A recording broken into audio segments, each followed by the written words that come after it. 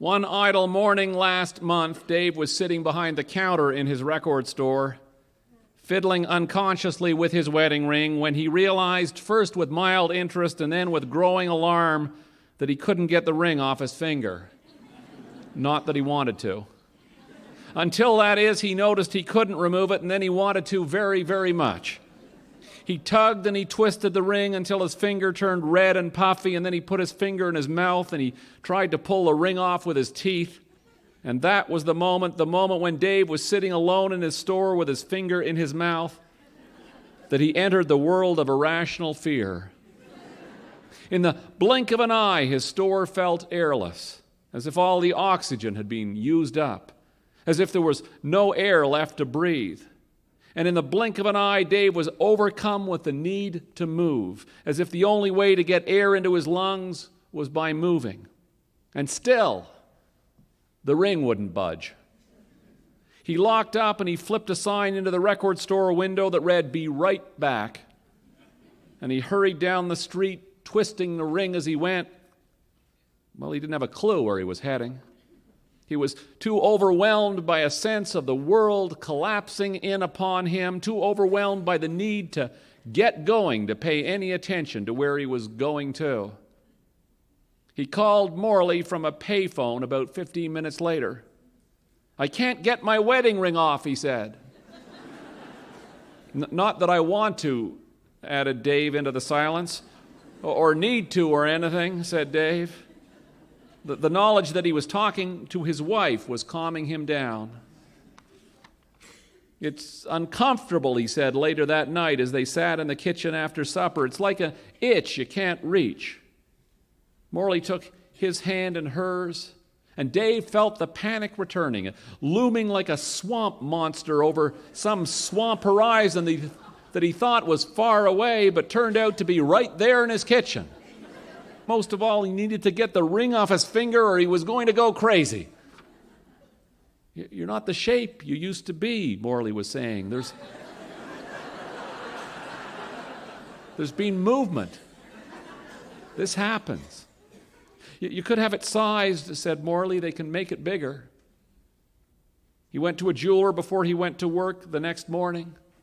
"It's a nice ring," said the jeweler. "We had it made," said Dave. "It's one of a kind." The jeweler said, "You can have it back in a week." That night, Dave showed Morley the indentation on his finger where the ring had been. It was like a phantom ring. "Feels good to have it off," he told Morley.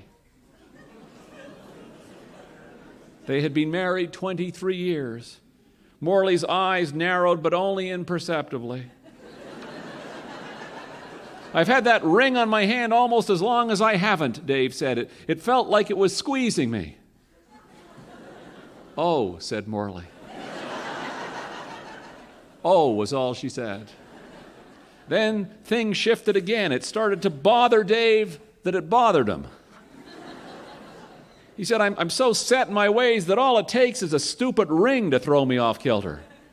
I'm fat and I'm almost 50, and every morning I have orange juice and cereal for breakfast at more or less the same time and more or less the same place, and I take the same 3 sandwiches to lunch every day, and look," he said, pulling his sweater up over his stomach, "every time I wear this shirt, I wear this sweater." Morley didn't say anything, but what she thought was, "Stupid ring? It's a stupid ring?" By the week's end, Dave wasn't talking about the ring anymore. He knew enough to keep quiet about it. By the week's end, he had noticed that every time he brought up the ring, Morley would get cranky. He got the ring back a week before he left for Nova Scotia. His sister Annie had called and said Elizabeth had a stroke. His father's sister, Elizabeth. Annie said, "I have to go to Boston for a week. I think you should come." He went the following Monday. Morley drove him to the airport. As Dave reached into the back seat for the bag, Morley noticed the ring on his finger and she smiled. "I love you," she said. "Look after Elizabeth." He checked into the Lord Nelson Hotel and he went right away to the hospital. Elizabeth was confused. At first she recognized him, then she had no idea who he was. The doctor said, "It's early, don't worry. She's going to be okay." The next morning, coming down in the elevator, he realized he had locked his key in his room. He would get one at the front desk later. It was early. He went for a walk and bought a book at one of the bookstores near his hotel, and then he wandered into the public gardens. He sat on a bench for a while near the bandstand, and then he bought a bag of peanuts in a plastic bag, and in a preoccupied, not paying attention sort of way, he began to feed them to a duck who was hanging around his bench. Before long, Dave had a fluster of ducks squabbling for peanuts. It made him happy just to be sitting there feeding ducks. He was trying to be fair about it. He was trying to spread the nuts around so all the ducks had a chance, not only the aggressive ones. And there was one tentative duck on the edge of the circle, constantly being cut out. Dave reached down into his bag of nuts and threw some to the duck on the edge. And the other ducks turned and charged furiously towards it. And in the middle of the commotion, Dave caught a brief flash of metal in the sunlight amongst his peanuts on the ground. And he thought, some poor sod has lost a ring. And then he felt for his own ring. And to his horror, he felt only finger, and he realized he was the poor sod. That was his ring glinting in the sun. And he looked again, and he realized to his horror that his ring had just been gobbled up by the hungry left-out duck. Dave stared at the duck in dumb disbelief. The duck was staring back at him. Dave dropped his bag of nuts and he lunged at the duck. The duck squawked in outrage and fluttered about 5 feet in the air. It landed in the middle of a new group of ducks on the other side of the path. Dave knew that if he looked away for even an instant, he wouldn't be able to tell his duck from the other ducks. The duck stood up on its legs and began to flap its wings. It looked like it was going to take off.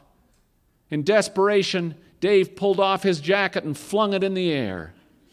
For an instant, the jacket hung in the air like a shadow, and then it enveloped the bird. And there was a moment of confusion and feathers and squawks, and then Dave was standing in the park with a duck wrapped in his jacket. A duck tucked under his arm like a loaf of bread.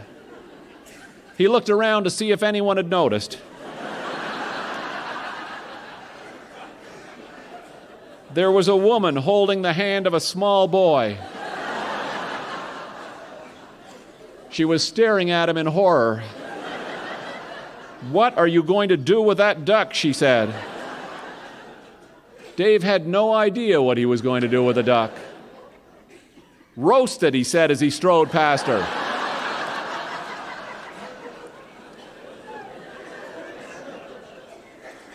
He knew he had to get out of the park as quickly as he could. The duck was surprisingly quiet as they crossed South Park Road, surprisingly well behaved. The duck seemed relatively happy under the coat. Dave made it all the way to the hotel and across the hotel lobby and almost to the elevators before he remembered he didn't have his room key.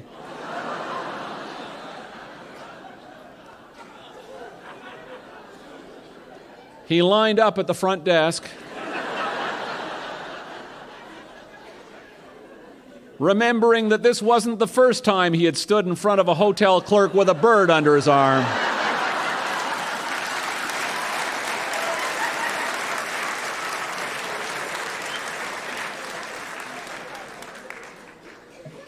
The clerk looked down to check his name on the hotel computer, and Dave tried to rearrange the duck, and the duck quacked. The clerk looked up abruptly. Dave said, "I beg your pardon, excuse me."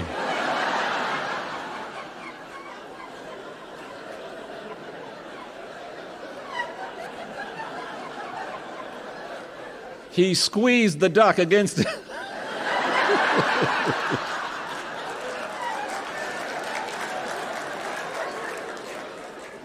He squeezed the duck against his body as he walked across the lobby.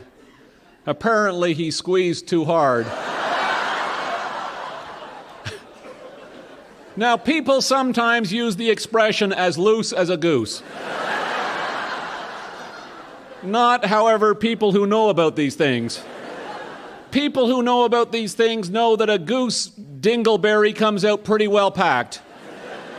A duck dump, on the other hand, comes out, well, as loose as a goose.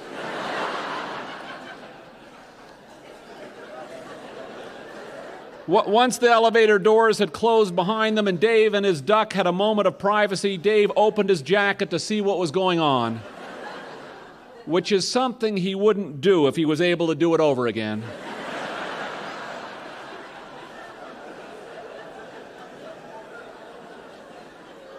As soon as the duck saw the elevator lights, it began to beat its wings furiously.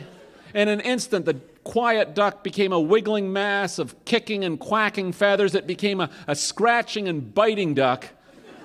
When the elevator doors opened on the 4th floor, Dave was barely holding on to the duck by its little duck feet while it beat him mercilessly with its wings. The elderly couple waiting for the elevator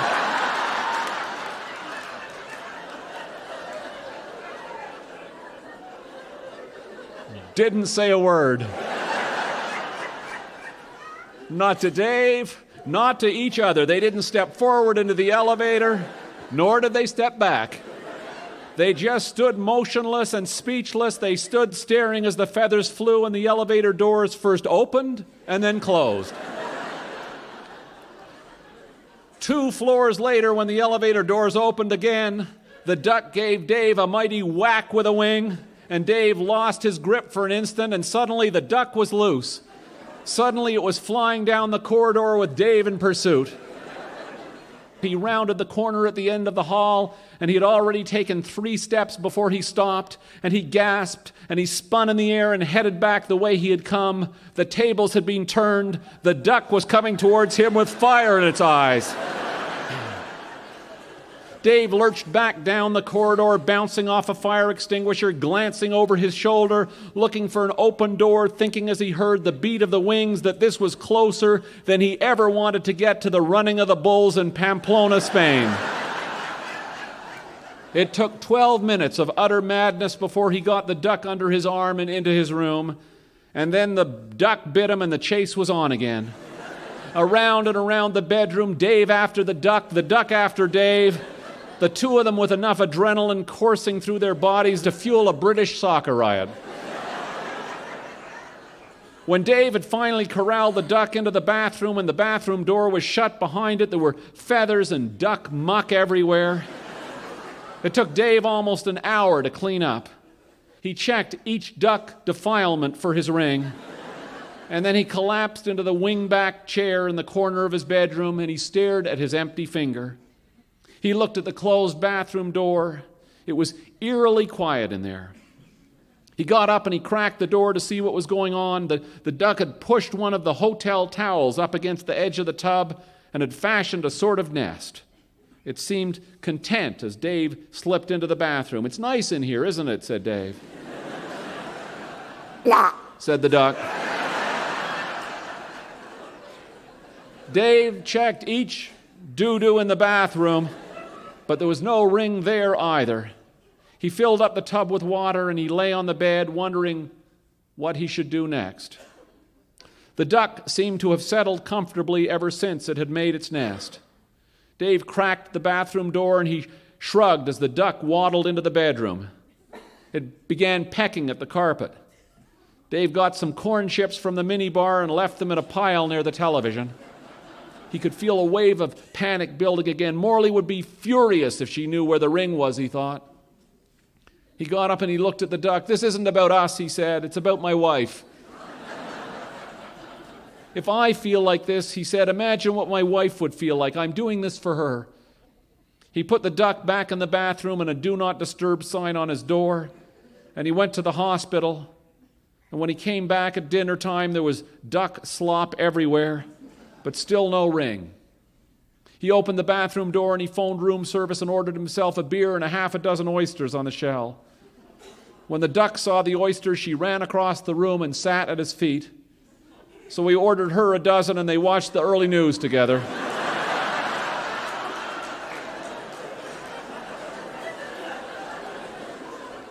After the news, he went through the latest mound of duck dirt. Her production was beyond belief. At this rate, he figured the time from bill to butt couldn't be more than 24 hours. He ordered another dozen oysters and they watched The Simpsons. Dave had seen the episode, but the duck seemed to like it. After supper, he went to the library and he learned that everything a duck ingests goes into its crop before it goes into its stomach. And he read that the crop is a muscular processing plant full of little stones which grind the food before it's digested. According to the book he read, Dave's ring would be ground to gold dust before he'd ever see it. Or more likely, it would just stay in the duck's crop until the duck died. He went back to the hotel room, and he wrapped the duck back up in his fouled jacket, and he took her across the street to the public gardens, and he let her go. And when he put her down on the path, she flapped her wings a few times and then waddled away without a backward glance. "Good luck," said Dave. She didn't seem to want it. As he watched her slip into the brush, Dave wondered where his ring would end up, and who would find it, and how long from now, and what they would think, what story they would make up when they found the ring. He didn't sleep well, wondering what he would tell Morley about the ring, worrying about what she would say. Early in the morning, he took his jacket to the front desk and asked the concierge if he could have it cleaned. The concierge stared at the foul jacket and his lip began to curl. "It's clam chowder," said Dave. "Of course," said the concierge, flicking a feather off the counter with disdain. He visited Elizabeth. She was getting clearer each day. The doctor told him she would go to rehab for at least a few months. Dave told Elizabeth he had to go home. "I'll be back in a month," he told her. At lunch, he went to a jewelry shop not far from the hotel and with a heavy heart bought an extravagant silver bracelet for Morley. He'd never bought her jewelry in his life. The store, the clerk, and the enormous quantity of jewelry overwhelmed him. He almost fled without buying anything. But the clerk was fussing with him with such attentiveness that Dave didn't want to disappoint him. He finally chose a silver bracelet. Cost a small fortune. But if he was going to go home empty-handed, he couldn't go empty-handed. He thought it was a pretty bracelet, but he wasn't sure. Morley would have to tell him. He went back to the hospital to see Elizabeth one last time, but she was asleep and he didn't wake her. He went to the hotel to pick up his jacket. He had 2 hours before his plane took off. When he got there, he couldn't find his ticket stub, and he looked at the concierge hopelessly. "It's all right," said the concierge with a smirk. "I remember you. Clam chowder." He handed Dave the jacket on a hanger and a small envelope. "The cleaners found a ring in your pocket," he said.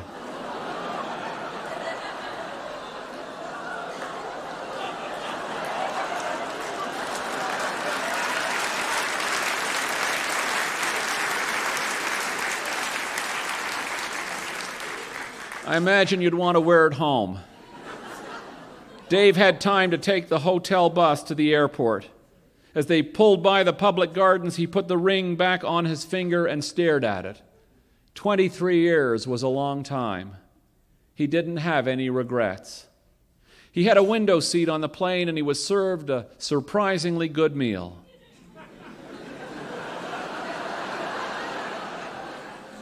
He had 2 glasses of wine with his supper and a drink later.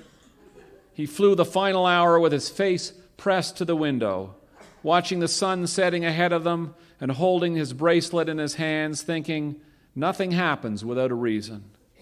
He was holding the bracelet as the wheels bit into the runway.